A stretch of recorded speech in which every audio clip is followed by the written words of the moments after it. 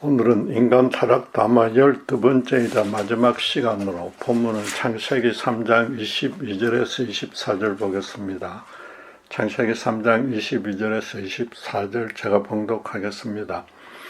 여호와 하나님이 이르시되 보라, 이 사람이 선악을 아는 일에 우리 중 하나같이 되었으니 그가 그의 손을 들어 생명나무 열매도 따먹고 영생할까 하노라 하시고, 여호와 하나님이 에덴 동산에서 그를 내보내어 그의 근원이 된 땅을 갈게 하시니라. 이같이 하나님이 그 사람을 쫓아내시고 에덴 동산 동쪽에 그룹들과 두루 도는 불칼을 두어 생명나무의 길을 지키게 하시니라.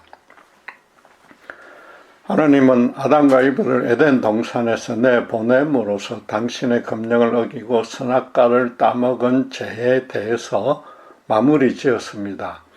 그 후로는 그들이 가인과 아벨을 낳았다는 기록을 끝으로 그들에 대한 언급도 더 이상 없습니다.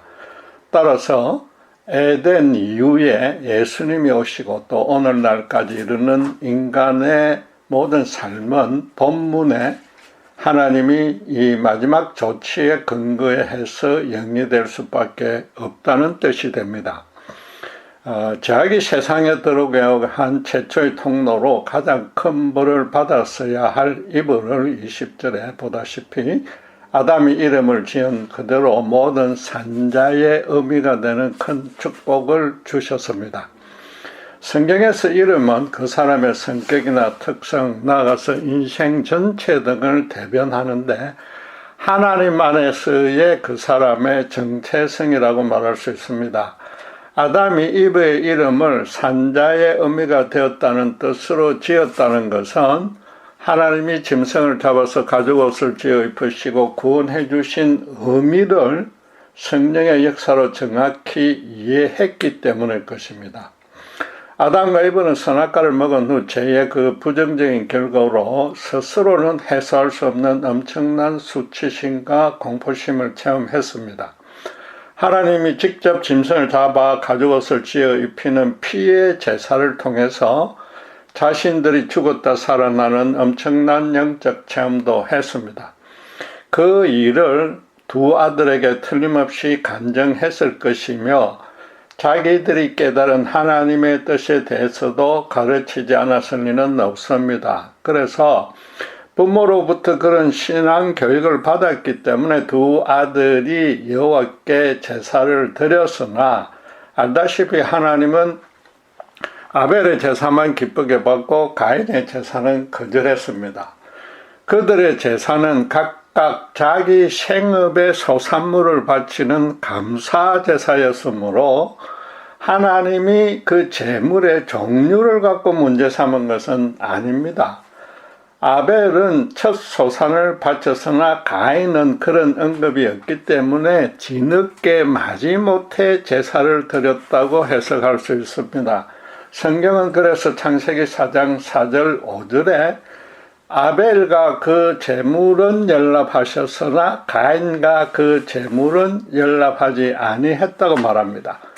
사람 이름이 먼저 나온 것은 하나님이 각자의 사람됨과 믿음이 당신의 뜻에 합당한지 그 여부부터 먼저 판단한 후에 제물의 연락 여부도 결정하셨다는 뜻입니다.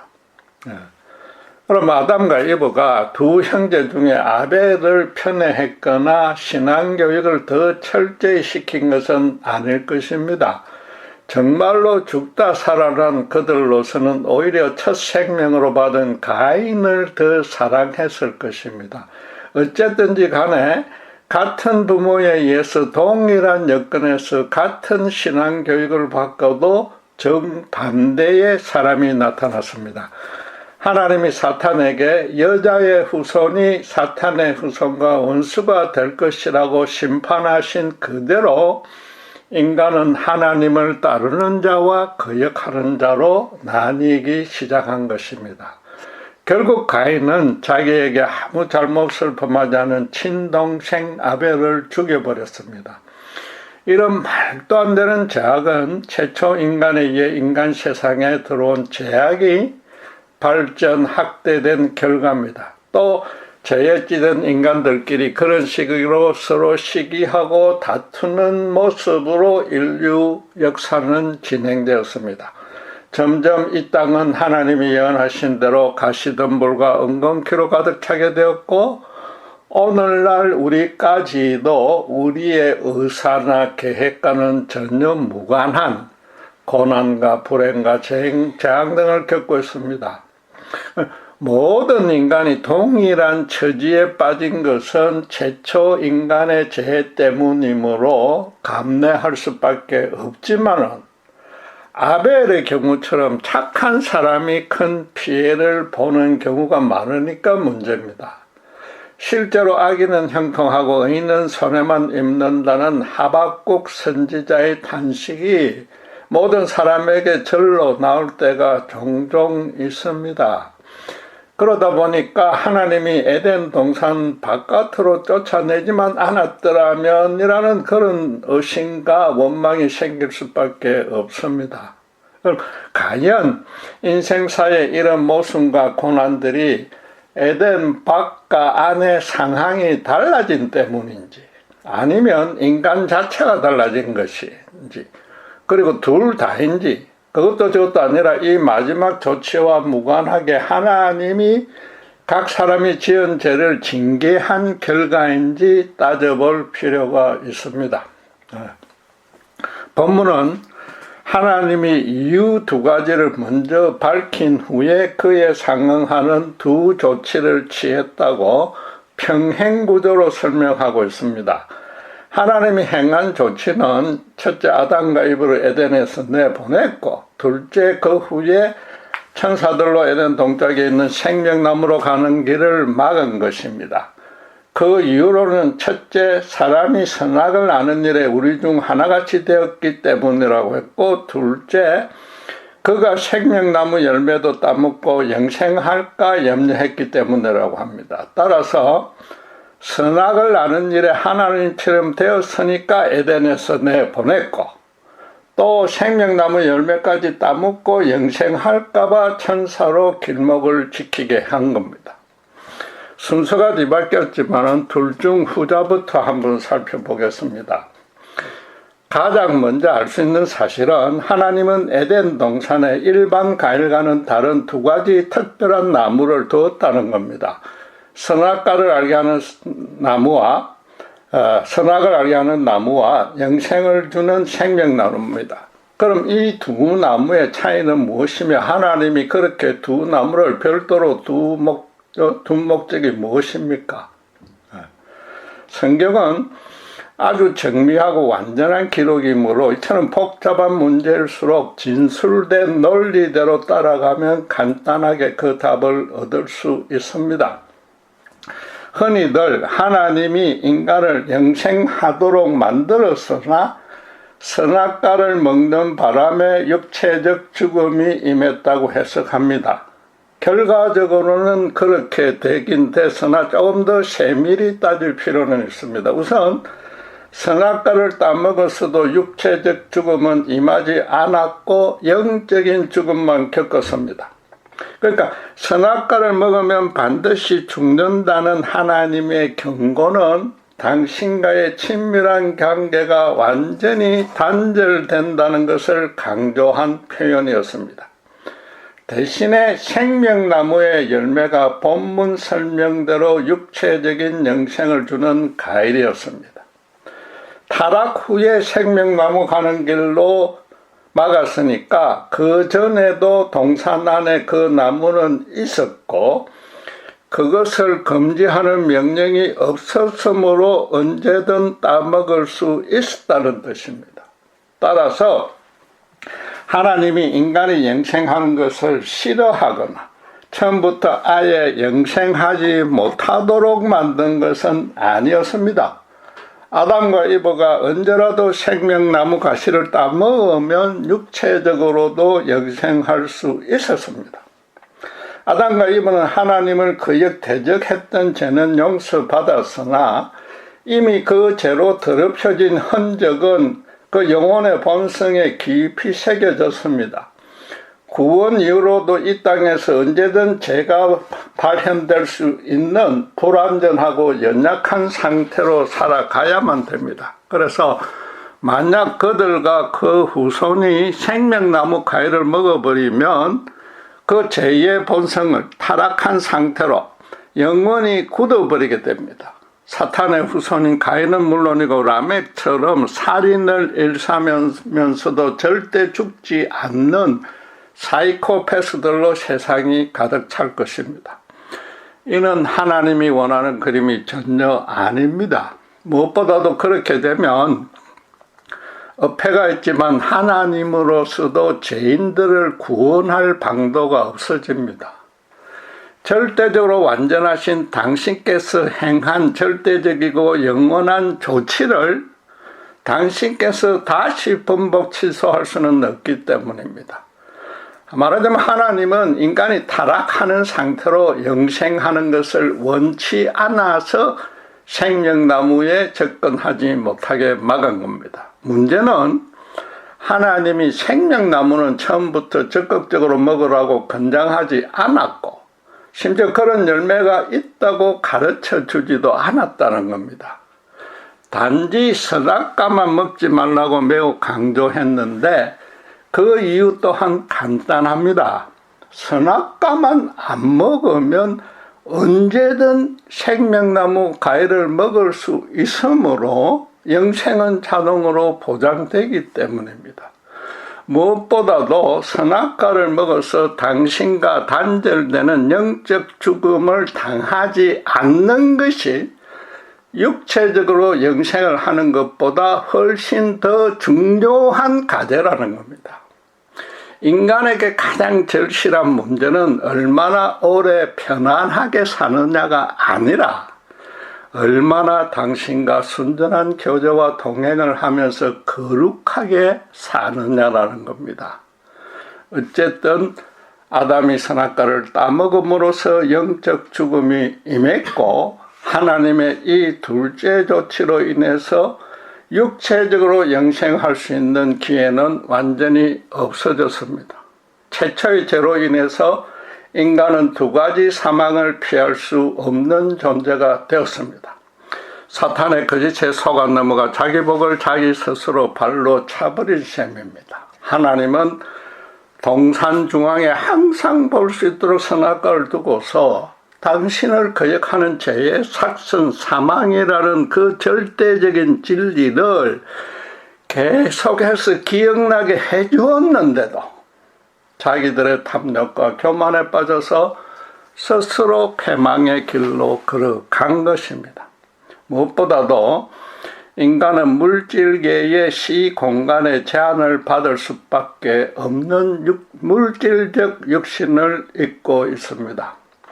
영원한 영적인 존재는 하나님이 이 땅을 창조하기 전에 이미 천사들을 인간을 섬기게 하려는 뜻으로 히브리서 1장 14절 말씀대로 만들어 놓았습니다. 거기다 타락하기 전에 예수님의 십자가 구원 계획이 마련되어 있었고 또 타락할 것을 각오하고 하나님은 인간에게 자유의지를 주셨습니다. 말하자면 인간은 분명히 영생이 가능할 수 있었던 상황 가운데는 두었지만 처음부터 영생하는 존재로는 만들지 않았다고 해석하는 것이 더 타당하다는 겁니다. 본문도 그의 근원이 된 땅을 갈게 하시니라고 말합니다. 그 전에 창세기 3장 19절에 내가 흙으로 돌아갈 때까지 얼굴에 땀을 흘려야 먹을 것을 먹으리니 내가 그것에서 취함을 입었습니다. 너는 흙이니 흙으로 돌아갈 것이라고 동일한 맥락의 형벌을 선고했습니다. 흙에서 취했으니 흙으로 돌아간다고 합니다. 처음부터 물질적 육체로 창조되었고 물질은 썩기 마련이므로 육체적 죽음을 맞을 수밖에 없는 존재로 창조되었다는 뜻입니다. 어쨌든 지금 아담과 이브가 선악과를 먹어버렸기 때문에 그 나무는 효능이 다했습니다. 아무 의미가 없으니 에덴에 그냥 둬도 단순한 이제 과일나무일 뿐입니다.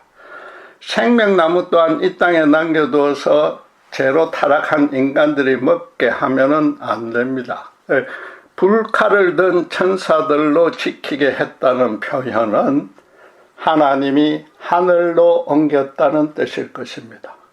잉카 제국에 잃어버린 황금을 찾듯이 생명나무가 중동의 어딘가 숲속에 숨어 있을 것이라고 짐작할 필요는 없습니다. 대신에 죄의 삭스로 영적, 육체적 죽음 둘 다를 맞아야 하는 아담의 후예들로서는 사탄에게 선포된 원시 복음이 실현될 때를 기다려야 합니다. 또 예수님의 십자가 은혜로 영적인 구원을 얻은 신자들도 예수님의 재림 때에 당을 육체적 부활을 소망하며 이 험난한 세상을 거룩하게 이겨나가야 합니다. 히브리서 11장 13절에서 15절을 보면 믿음의 선조인 아브라함도 이 땅과는 비교가 안 되는 더 좋은 하늘의 본향, 즉 하늘로 옮겨진 생명나무를 사모하면서 이 땅에서 나그네와 이방인같이 살았다고 선언합니다.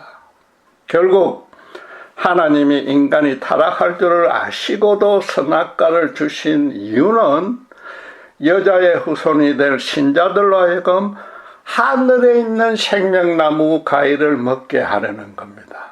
이 땅과는 비교가 안 되는 완전하고 아름다운 모습으로 완성시켜 주겠다는 뜻인 겁니다. 이처럼 육체적 영생을 얻는 생명나무 가일에 대한 하나님의 조치는 먼 훗날에 완성될 것입니다.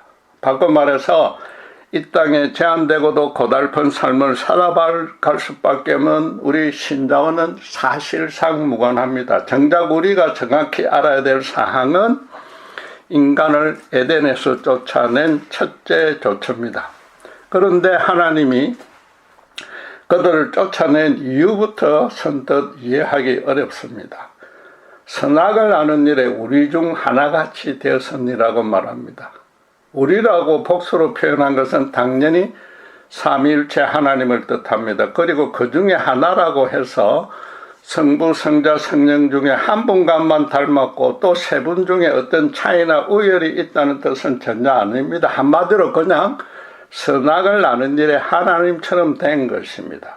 문제는 인간이 선악을 나눈 일에 하나님의 수준처럼 되었다면 너무나 좋은 일인데 왜 하나님은 잘못된 일이라고 판단하시는 겁니까?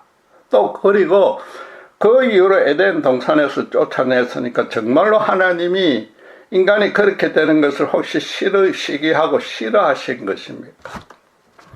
먼저 선악과라고 나무에 이름을 붙이는 이유부터 알아야 됩니다. 이미 살펴본 대로 그 과일 안에 인간에게 없었던 도덕적 혹은 영적인 지혜와 분별력이 생기게 만드는 특수 성분이 포함된 것은 아닙니다. 그것을 따먹자 오히려 그 전에 선했던 주변의 모든 상황과 인간의 상태가 악하게 바뀌었습니다.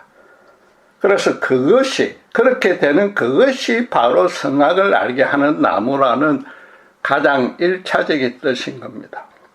하나님과 함께라면 이해하기 힘들고 어렵고 고달픈 일이나 여건에 처해도 그분의 모든 보호와 인도 아래 있으므로 모든 것이 선합니다. 반면에 그분을 떠나면 아무리 문제가 없고 형통안락해도 끝까지 허무하고 갈급함으로 수치스럽고 두려움으로 악이 된다는 겁니다. 아담과 이브는 뒤늦게나마 이 진리를 생생하게 체험하고 후회했습니다. 그래서 하나님은 다른 과일 모두는 임의로 먹되 선악과만은 절대 먹지 말라고 강조한 겁니다. 영생을 주는 생명나무에 대해서도 이미 모든 과일을 임의로 먹어도 된다는 그 축복 안에 포함되어 있으니까 굳이 따로 언급하지 않았던 것입니다. 요컨대 하나님을 외면 대적하는 악한 상태로 육체적 영생을 하는 것이 그분의 품 안에서 선한 상태로 살다가 육체적 죽음을 맞는 것보다 인간에게 오히려 더 나쁘다는 겁니다.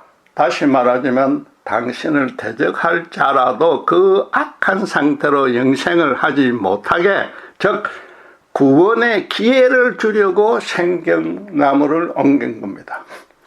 그런데 선악과를 먹으면 악이며 먹지 않으면 선이란 것은 인간에게만 해당되는 원리입니다. 하나님이 선악과를 먹으면 선한 상태고 먹지 않으면 악한 상태가 된다는 것은 말도 안 됩니다. 인간이 그분처럼 도덕적, 영적 분별력이 수준이 높아진 것도 더더욱 아닙니다. 인간이 선악을 아는 일에 당신처럼 되었다고 했으니까 하나님이 선악을 아는 일이 어떤 것인지, 어떻게 알고 있는지를 따져봐야 되는 겁니다. 하나님 그분은 영원토록 절대적이고 완전한 선입니다. 그분에게 악하고 초한 것은 눈꽃만큼도 공존하지 못합니다. 하나님은 당신이 생각하고 말하고 행동하는 것 모두가 선입니다. 우선 본인부터가 선 그 자체입니다. 그분과 그분의 뜻도 인간에게는 절대적 진리가 되고 또 진리의 기준이 됩니다. 그분의 뜻과 어긋나면 전부 악입니다. 그분은 무슨 일을 하든 선할 뿐입니다. 구약 성경에 수많은 징벌과 심판이 있었어도 그분의 선한 뜻에 따른 겁니다. 인간이 어리석고 더 정확하게는 완악해서 그분의 행사를 이해하지 못하고 의심 원망하고 심지어 잘못되었다고 비판하지만은 불공정, 불공평, 불의, 불법은 물론이고 불합리성 등은 그분과는 전혀 관계가 없습니다. 선악을 아는 일이라고 표현했는데 알다라는 히브리어 야다는 지식적이 아니라 체험적으로 아는 것을 뜻합니다. 인간이 선악을 아는 일에 하나님처럼 되었다는 것도 선악을 분별하는 어떤 지적인 능력보다도 실제로 삶에 적용 실천하는 방식에서 그렇게 되었다는 겁니다.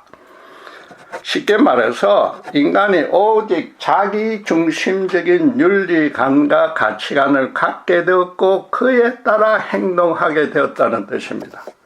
인간도 자신의 생각과 말과 행동이 무조건 옳고 선이라는 아집이 생긴 겁니다. 한마디로 자신이 바로 선이요, 자신의 판단도 행동도 말도 선의 기준이 된 겁니다. 그 결과 세상에 통용되는 어떤 선한 규정이라도 지키기 귀찮으면, 또 아무리 의인이라도 자신을 거부하고 대적하면, 나아가서 아무리 좋은 일이라도 자신에게 조금이라도 부정적인 영향을 끼치면 악이 된 겁니다. 반면에 아무리 잘못된 규정이나 또 흉악한 죄를 범하는 악인이라도, 나아가서 아무리 사악한 일이라도 자신에게 조금이라도 유익이 생기거나 심지어 자신에게 손해만 끼치니 않으면 선이 된 겁니다. 아담과 이브는 하나님을 완전히 배제하고 그분보다 더 높아지려 했습니다. 아니, 선악과를 먹으면 하나님처럼 된다는 사탄의 게임에 넘어가서 실제로 그분처럼 되려고 시도했습니다.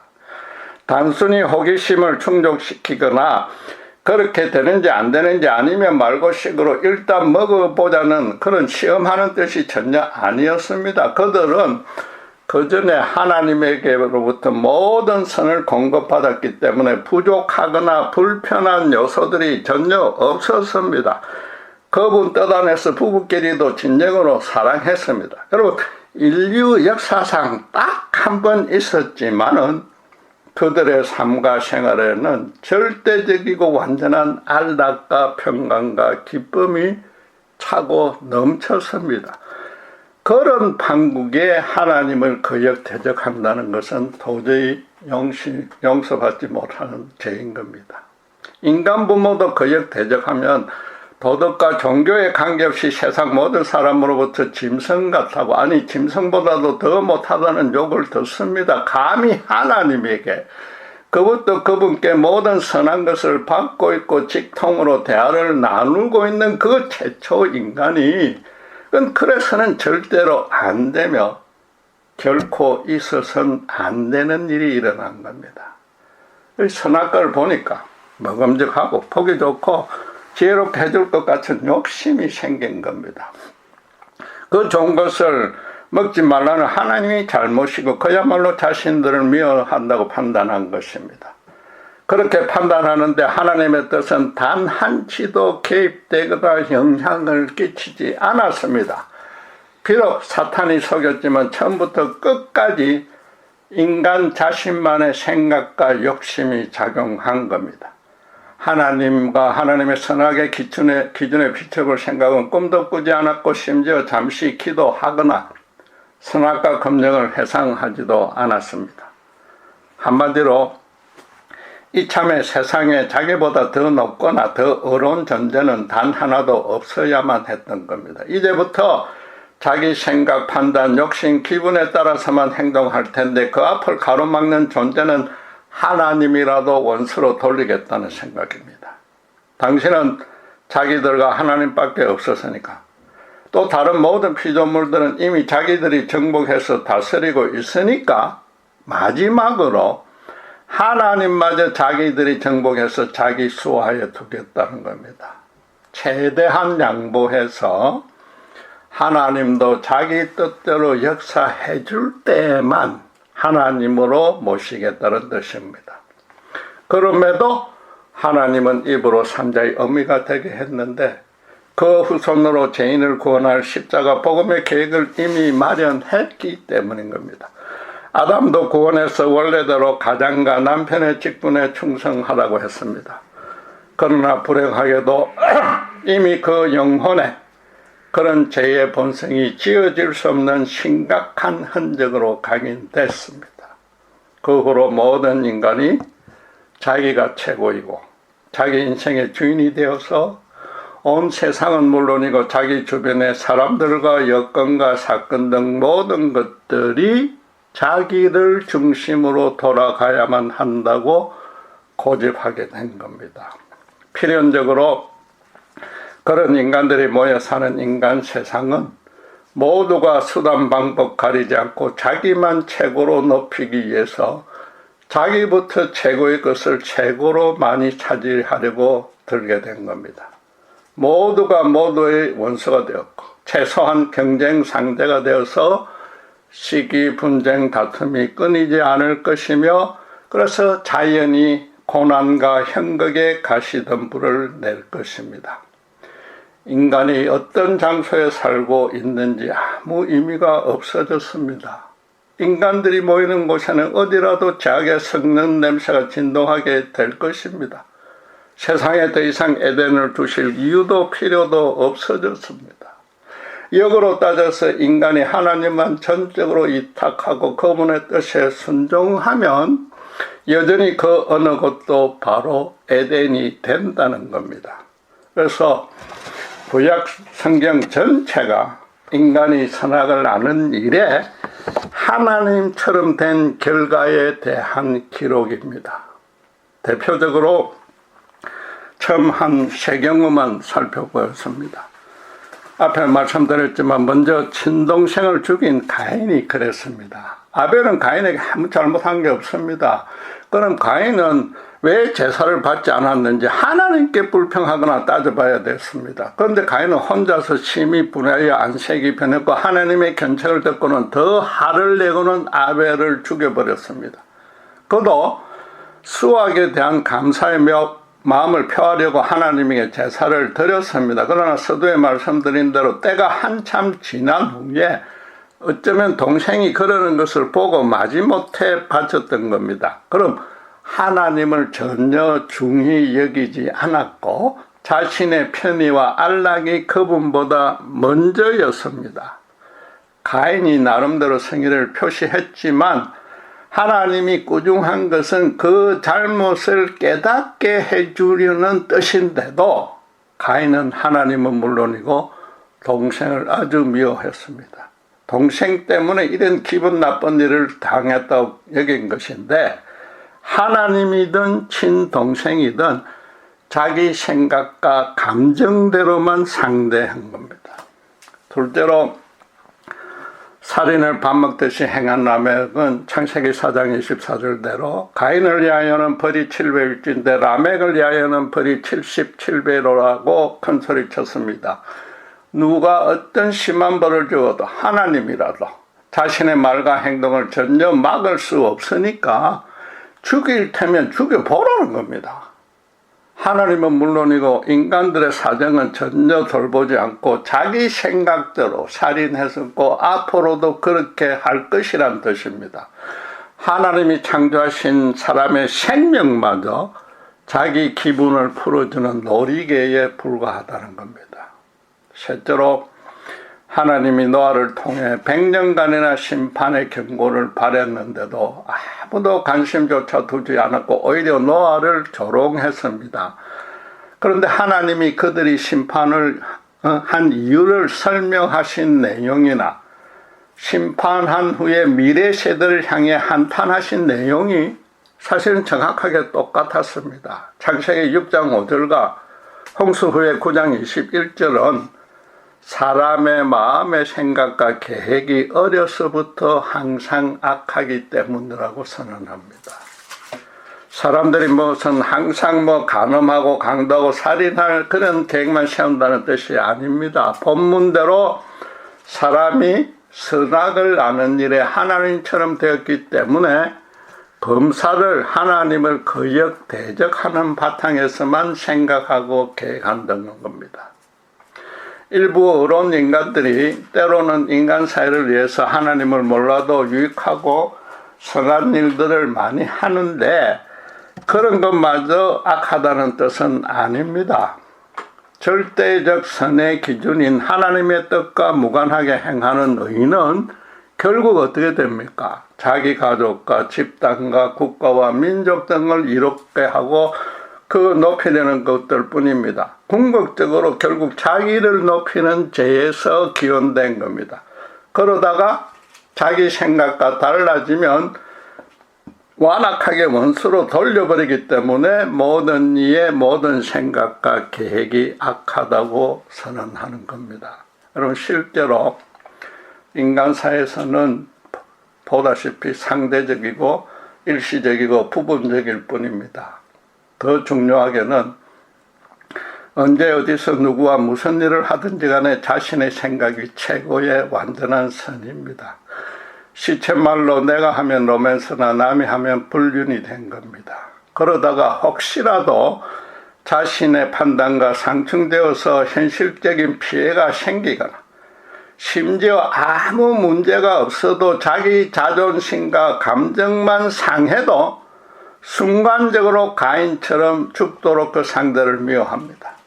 성경이 말하는 인간의 이런 영적인 정체성에 대해서 현 세대가 흘러가는 모습을 조금이라도 진지하게 살펴보면은 아무도 부인하지 못할 겁니다.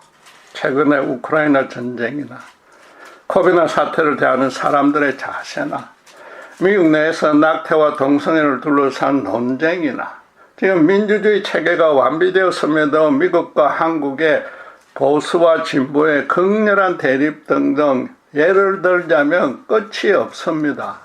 특별히 최근에는 지구온난화로 전 세계가 몸살을 앓고 있고 어쩌면 코로나보다도 더 빨리 더 종합적 장기적인 피해를 입히며 인류를 멸망시키려 하는데도 보편적인 대책을 마련하지 못합니다. 최소한도로 합의는 했지만 자기 나라 아니 자기 정파와 당장의 유익부터 챙기기 위해서는 곧바로 휴지 쪽으로 조각으로 바꿔버리는 것이 인간입니다. 문제는 앞으로 이런 상황이 더 악화되었으면 되었지 개선될 여지가 전혀 보이지 않는다는 겁니다. 막상 그런 큰 재앙을 닥쳐서 엄청난 피해를 입고서야 계시록 8장 10절 11절 말씀대로 물의 3분의 1이 썩어야만 겨우 정신을 차릴까 말까 합니다. 인간 사회 문제들에 대해서 인간이 분석한 원인과 그에 맞춰 세운 대책들도 일시적, 상대적, 피상적 효과만 낼 수밖에 없습니다. 인간이란 존재와 그 선악의 기준이 그러니까 그 대응책도 그와 일치하는 겁니다. 흔히들 세상에 성행하는 온갖 고통과 불행과 재앙을 예면하는 하나님을 믿지 못하겠다고 말합니다. 심지어 하나님이 그렇게 일으켰다고 말합니다. 하나님이 의도적으로 어떤 개인에게 고난을 허락하는 것은 욥의 경우에 보듯이 아주 특별하고도 비상한 목적이 있을 때뿐입니다. 현재 인간이 집단이든 개인적으로 겪는 모든 고난의 99% 원인은 살펴본 대로 인간의 죄악 때문입니다. 엄밀히 따지면 절대적으로 공의롭고 선하신 하나님에 대해서 이런 식으로 불평하고 의심하는 것부터가 사실은 선악을 아는데 자신이 하나님처럼 된 대표적인 정상이라고 말할 수 있습니다. 하나님은 태초부터 영원까지 선뿐이며 악은 하나도 없습니다. 반면에 그분을 거역하는 인간은 태초부터 영원까지 악뿐이며 선은 하나도 없는 겁니다. 여러분, 선악과 사건을 마무리하면서 꼭 기억해둬야 될 사항은 하나입니다. 그것이 인간의 자유를 먹거나 의도적으로 죄인을 만들고 영생도 주지 않으려는 조치가 절대 아니라는 겁니다. 인간들을 당신께서 보호하고 인도해 주시는 그 사랑의 울타리 밖으로 제발 벗어나지 말라는 간곡한 호소입니다.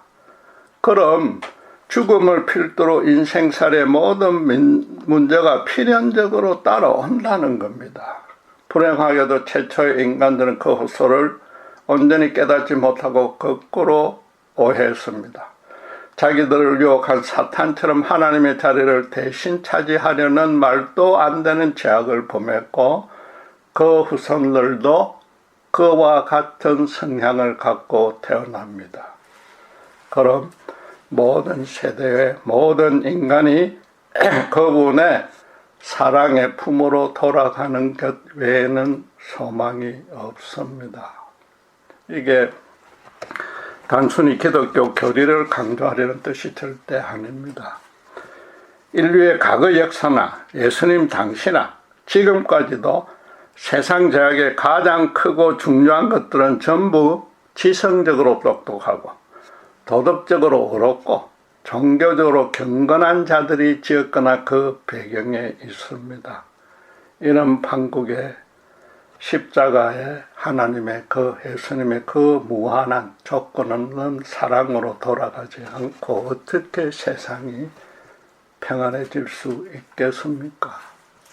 문제는 아무도 그분을 두려워하거나 스스로 찾지 않고 오히려 그분과 원수가 되었기 때문에 여자의 후손이 와서 모든 인간 속에 경관진이 되어 있는 사탄의 머리를 부셔야만 됩니다.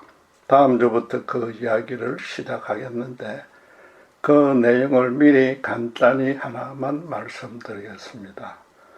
이미 성령으로 거듭나서 여자의 후손이 된 신자에게는 하늘로 가는 생명나무의 길에 불칼을 든 천사가 가로막고 있지 않다는 것입니다. 그래서 신자들은 스데반이 처음 순교한 경우처럼 부활하신 예수님이 십자가에 두 팔을 활짝 벌렸듯이 그 신자들 향해서 두 팔을 벌리고 영접하려고 준비하고 있다는 것입니다. 기도하겠습니다. 하나님 아버지, 선악과를 통해서 하나님의 그 놀라운 특별히 예수님의 십자가 구원의 경륜과 진리와 사랑의 뜻을 깨닫습니다. 이 땅의 모든 것들은 인간 죄악의 결과이고 그 가운데에도 하나님은 타락한 자들마저도 구원해 주려고 생명나무를 천국에 옮겼으며 그 전에 우리를 창조하신 뜻이 하늘에서의 완전한 구원의 완성 때문인 줄 믿습니다. 이제 그 진리를 깨달은 신자로서는 아직도 사탄에 미혹되어서 눈앞에 보이는 고난으로 하나님을 미워하고 대적하는 그 어리석은 모습을 불쌍히 여기고 안타까이 여기고 정말 예수님처럼 이 땅에서 와서 그들을 더 사랑하고 복음을 전했던 그 삶을 따라가는 저희들 되게 해 주시옵소서.